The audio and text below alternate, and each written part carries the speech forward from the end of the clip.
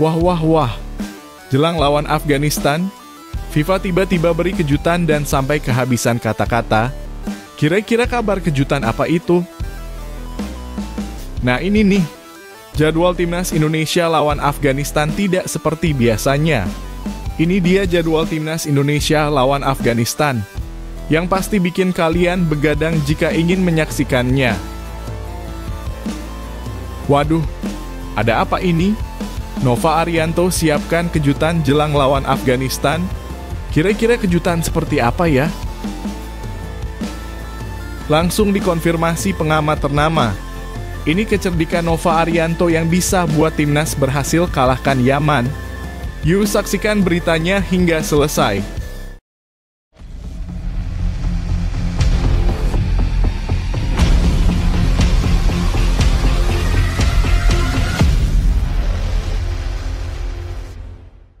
Mohon subscribe channel Timnasku Indonesia agar tidak ketinggalan informasi Timnas Indonesia.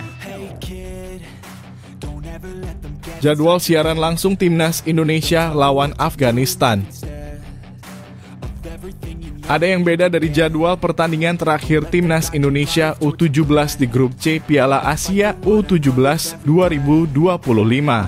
Setelah sebelumnya bertanding melawan Korea Selatan dan Yaman di jam 10 malam waktu Indonesia Barat. Kini Garuda Muda justru harus berlaga dini hari pukul 00.15 waktu Indonesia Barat saat menghadapi Afghanistan pada Jumat, 11 April 2025. Pertandingan ini akan disiarkan langsung di RCTI dan GTV, serta bisa disaksikan lewat live streaming Vision Plus. Waktu kick-off yang tak biasa ini tentu menjadi perhatian tersendiri bagi para pendukung setia timnas. Bermain di jam yang sudah memasuki waktu tidur bagi sebagian besar masyarakat Indonesia jelas bukan hal yang ideal. Namun apakah ini akan memengaruhi performa timnas U17 di lapangan? Untungnya beban berat sudah sedikit terangkat dari pundak para pemain. Setelah berhasil mengalahkan Korea Selatan dengan skor 1-0 dan menghajar Yaman 4-1. Skuad asuhan Nova Arianto dipastikan lolos ke perempat final sekaligus mengamankan tiket ke Piala Dunia U17 2025. Jadi, laga melawan Afghanistan kali ini lebih bersifat sebagai ajang pemantapan strategi dan rotasi pemain. Namun, jangan salah, meskipun sudah lolos, kemenangan tetap penting. Kemenangan akan menjaga ritme permainan, moral tim, dan momentum positif menuju fase gugur. Terlebih lagi, Afghanistan di atas kertas merupakan tim terlemah di grup ini. Mereka belum pernah mencetak gol dan sudah kebobolan 8 kali dari 2 laga. Tapi kembali ke soal jadwal bertanding dini hari tentu memberi tantangan berbeda. Dari sisi fisik dan psikologis, para pemain harus bisa mengatur ulang ritme tubuh mereka. Latihan, makan, hingga waktu istirahat harus diatur dengan cermat agar tetap tampil maksimal. Begitu juga dengan supporter, apakah kamu siap begadang demi mendukung Garuda Muda? Malam yang biasanya tenang, kali ini bisa jadi malam penuh semangat untuk para pecinta sepak bola Indonesia. Menurut kamu, apakah jadwal pertandingan pukul 00, lebih 15 menit waktu Indonesia Barat ini terlalu malam? Apakah timnas akan tetap tampil maksimal di jam segitu? Yuk, tulis pendapat kamu di kolom komentar. Jangan lupa dukung Timnas Indonesia U17 sampai akhir.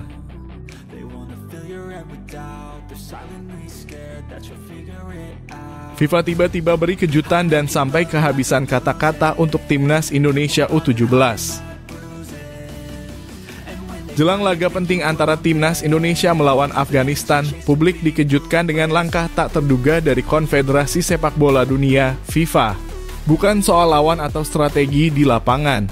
Namun kali ini kejutan datang dari sosok yang tengah naik daun di dunia sepak bola Asia, Nova Arianto, pelatih Timnas U17 Indonesia. Melalui akun Instagram resminya, FIFA tiba-tiba memposting foto Nova Arianto lengkap dengan jersey Timnas Indonesia bernomor punggung 30. Namun yang membuat warganet heboh bukan hanya fotonya, melainkan caption yang ditulis FIFA, kata yang menggambarkan sosoknya. Ya, FIFA bahkan kehabisan kata-kata untuk menggambarkan pelatih muda ini. Dalam waktu singkat, unggahan itu langsung meledak lebih dari 300.000 suka dan 8.000 komentar membanjiri postingan tersebut.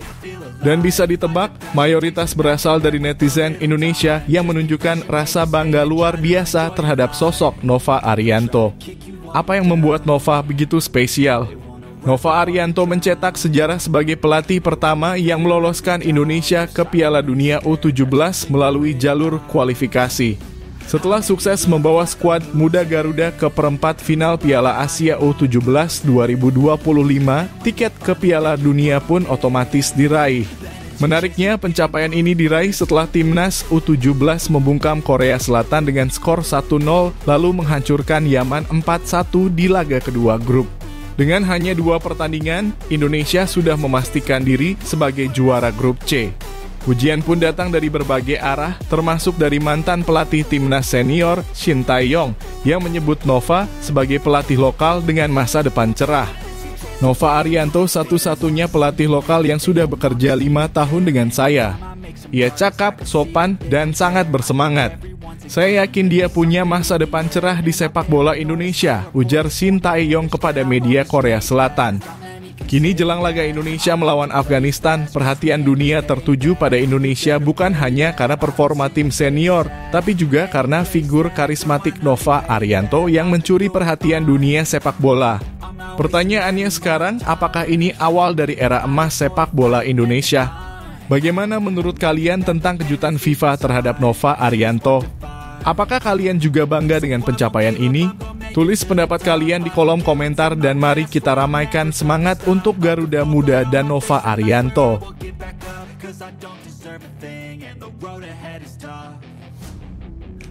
Nova Arianto siapkan kejutan jelang lawan Afghanistan.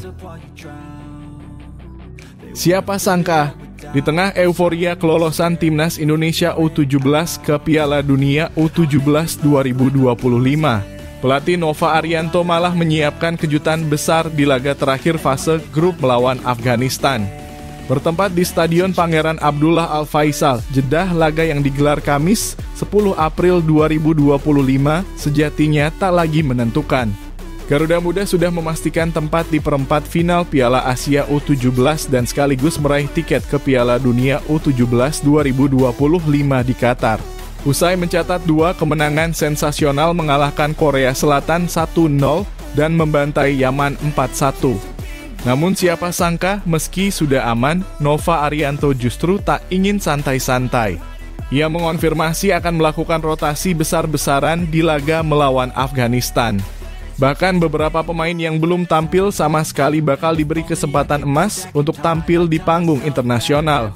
Kami sudah mencoba beberapa pemain yang belum bermain di Arab Saudi karena ini akan memberi mereka kesempatan dan pengalaman yang sangat dibutuhkan saat bermain di panggung internasional, ungkap Nova Arianto. Langkah ini tentu bukan tanpa alasan. Nova sadar turnamen ini masih panjang. Ia ingin menjaga kondisi para pemain inti sambil menggali potensi tersembunyi dari skuad pelapis. Dan seperti yang sudah kita lihat di 2 laga sebelumnya, Coach Nova bukan pelatih sembarangan, strateginya sejauh ini terbukti efektif. Yang lebih menarik, keputusan ini bisa menjadi senjata rahasia Indonesia. Rotasi pemain bisa membuka mata dunia tentang kedalaman skuad Garuda Muda, dan mungkin saja justru pemain-pemain baru ini memberikan kejutan yang tak terduga. Sementara itu pelatih Afghanistan Elias Manuocher tampaknya sudah pasrah. Ia mengakui kekuatan timnas Indonesia dan menyebut laga ini akan berat bagi anak asuhnya. Mereka jelas tim yang bagus, tetapi kami akan berjuang sekuat tenaga, kata Manuocher. Kini pertanyaannya, apakah kejutan Nova Arianto ini akan menjadi langkah cerdas menuju semifinal, bahkan final? Atau justru menjadi perjudian yang berisiko? Yang pasti sepak bola Indonesia sedang menulis sejarah baru. Mengalahkan Korea Selatan, menghajar Yaman, dan kini bersiap menjajal formula baru melawan Afghanistan. Semua ini terjadi di bawah kendali seorang pelatih lokal, Nova Arianto.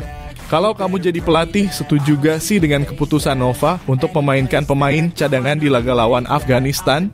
Dan menurutmu siapa pemain yang paling pantas unjuk gigi di pertandingan nanti? Tulis pendapatmu di kolom komentar. Ayo ramaikan dan beri dukungan untuk Garuda Muda.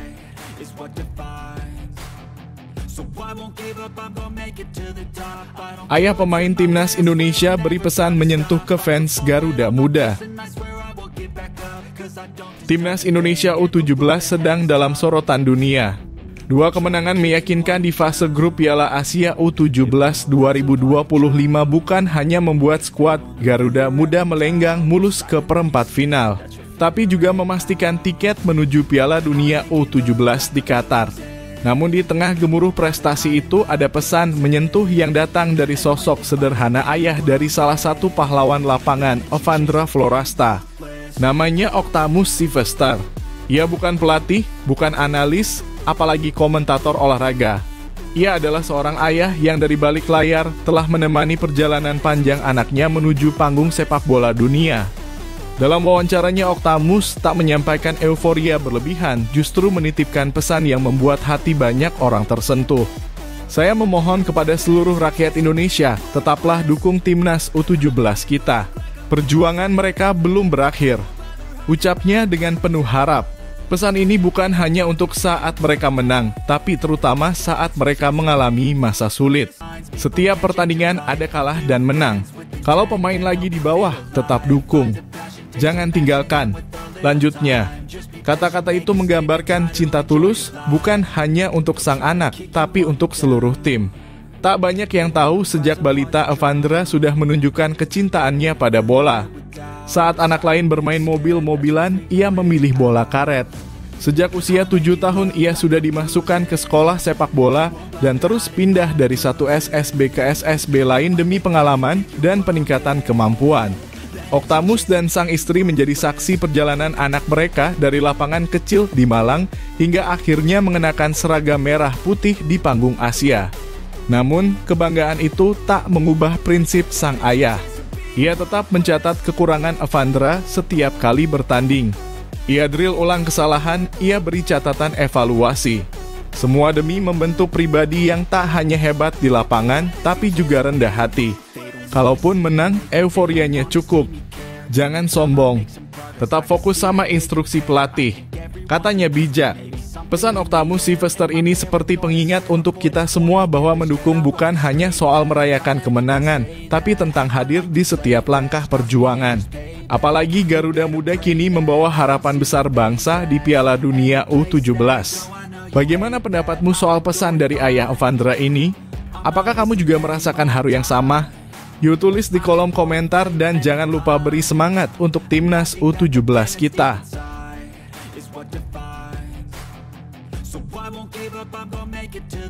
Kecerdikan Nova Arianto yang bisa buat Timnas berhasil kalahkan Yaman. Kemenangan Timnas Indonesia U17 atas Yaman dengan skor telak 4-1 menjadi momen bersejarah yang menggetarkan hati para pecinta sepak bola tanah air. Namun di balik skor mencolok itu ada satu sosok yang menjadi otak strategi kemenangan Nova Arianto, sang pelatih muda penuh visi. Nova tidak hanya membawa skuad Garuda Muda bermain dengan semangat, tetapi juga dengan strategi cerdas dan penuh perhitungan.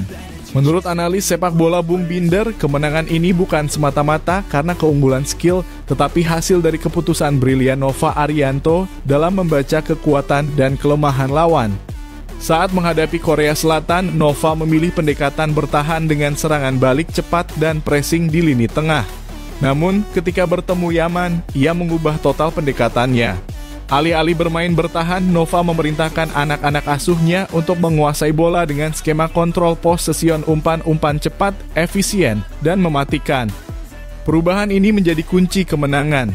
Nova menyadari bahwa jika terlalu agresif dan total menyerang melawan Yaman yang memiliki pemain cepat dan berteknik tinggi, maka Timnas bisa saja dibantai lewat serangan balik.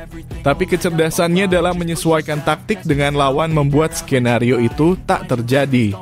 Bung Binder bahkan menegaskan bahwa jika Nova mengambil keputusan salah dengan strategi ofensif penuh, hasil pertandingan bisa saja berbalik total. Tapi Nova tidak terjebak emosi. Ia tetap tenang dan rasional, memilih jalur yang lebih aman namun tetap mematikan. Lebih dari sekadar pelatih, Nova Arianto kini membuktikan bahwa dirinya adalah arsitek strategi ulung yang tak hanya tahu cara menang, tetapi juga tahu kapan harus menahan diri dan kapan harus menyerang. Dengan permainan efisien dan penguasaan bola yang cermat, Timnas U17 tak hanya menang, mereka mendominasi. Dan inilah bukti bahwa kemenangan besar tidak selalu datang dari serangan frontal, tapi dari kecermatan membaca situasi dan kecerdikan menentukan langkah. Gimana menurut kamu soal strategi Nova Arianto ini? Apakah menurutmu pelatih seperti Nova adalah masa depan sepak bola Indonesia? Yuk, tulis pendapat kamu di kolom komentar dan jangan lupa beri dukungan untuk Garuda Muda.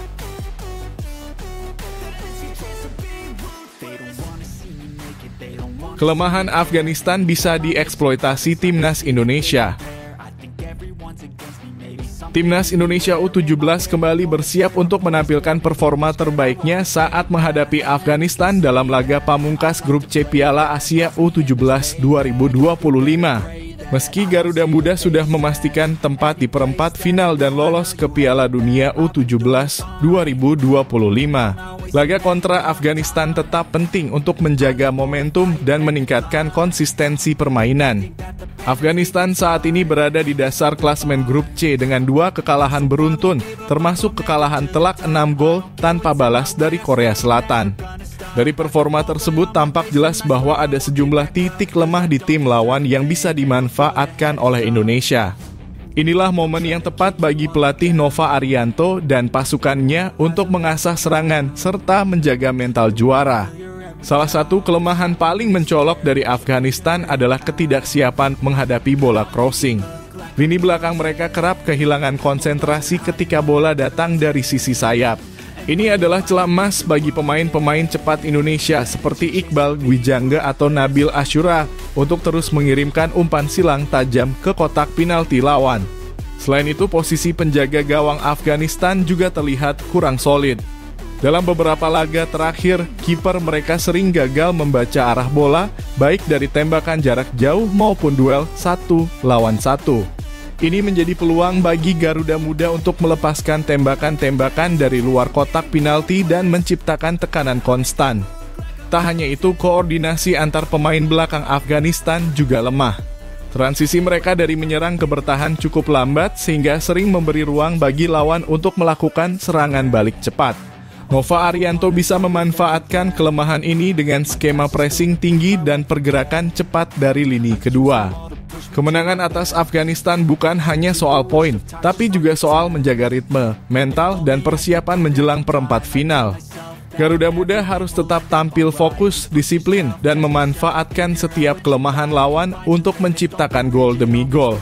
Kalau menurut kamu, apa strategi paling tepat yang harus diterapkan Timnas Indonesia U17 untuk mengalahkan Afghanistan? Apakah Garuda Muda bisa menang besar lagi? Tulis pendapatmu di kolom komentar, yuk!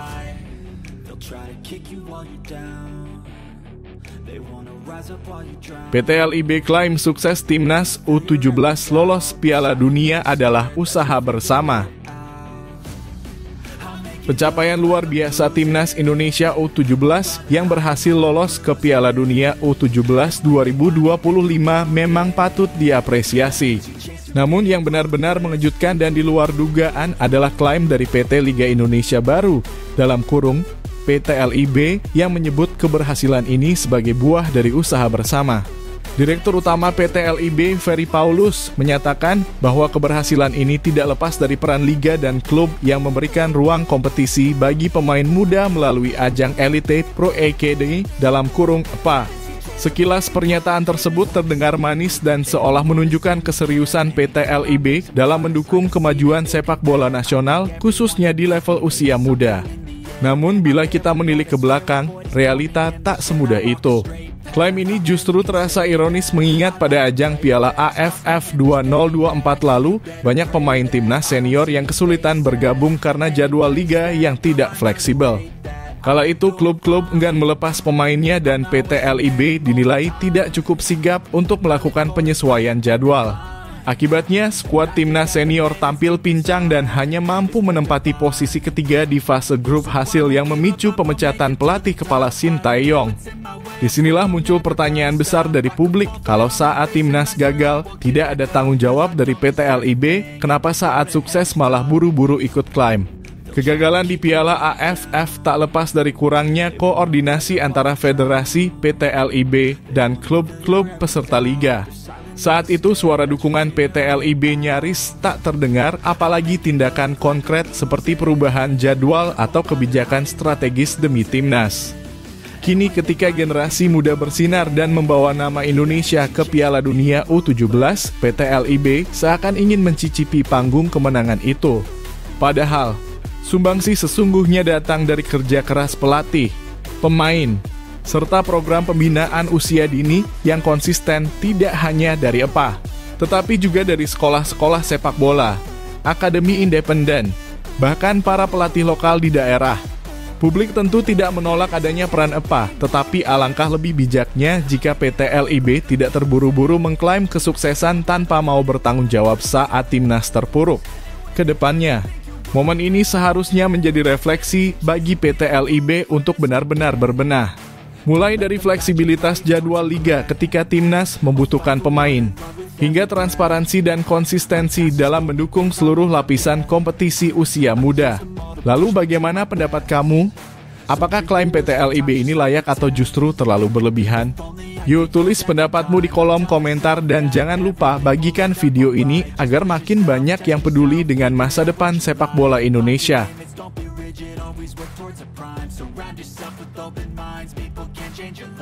Shin Tae-yong dapat jabatan bergengsi di Korea Selatan. Setelah resmi tidak lagi melatih timnas Indonesia, Shin Tae-yong justru mendapatkan kejutan besar dalam kariernya. Ia tidak menganggur lama. Kini, pelatih asal Korea Selatan tersebut ditunjuk sebagai salah satu wakil presiden Asosiasi Sepak Bola Korea KFA, sebuah posisi strategis yang tentu saja menunjukkan tingginya kepercayaan dari dunia sepak bola Korea terhadap sosok Shin Tae-yong. Pengumuman ini disampaikan langsung oleh KFA pada Rabu 9 April 2025, bersamaan dengan restrukturisasi besar-besaran yang dilakukan untuk mendukung masa jabatan keempat Presiden KFA, Chung Mong-gyu. Dari total 27 nama yang ditunjuk sebagai jajaran eksekutif baru, ada 5 yang dipilih sebagai wakil presiden. Dan Shin Tae-yong menjadi salah satunya, sebuah posisi yang menangani urusan eksternal dan hubungan internasional KFA. Penunjukan ini tentu bukan tanpa alasan. STY dikenal luas sebagai pelatih berpengalaman. Ia pernah membawa timnas Korea Selatan lolos ke babak 16 besar Piala Dunia 2018 dan baru-baru ini menakodai timnas Indonesia sejak 2020 hingga 2024. Di bawah kepemimpinannya, timnas Indonesia mengalami banyak perkembangan baik di level senior maupun kelompok umur. Meski perjalanan Shin Tae-yong bersama Garuda berakhir tanpa perpanjangan kontrak, kontribusinya tetap dikenang oleh banyak penggemar sepak bola Indonesia. Kini alih-alih melatih klub atau tim nasional lain, ia justru mengambil peran penting di balik layar. Sebuah bukti bahwa kiprah STY bukan hanya dihargai di lapangan, tapi juga di tingkat administrasi dan diplomasi sepak bola internasional.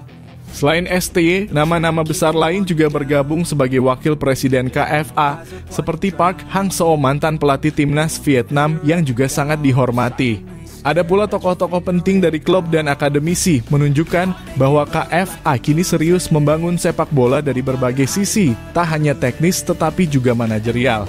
Yang menarik, keputusan KFA menunjuk Shin Tae-yong sebagai pejabat tinggi justru terjadi tak lama setelah perpisahannya dengan Indonesia.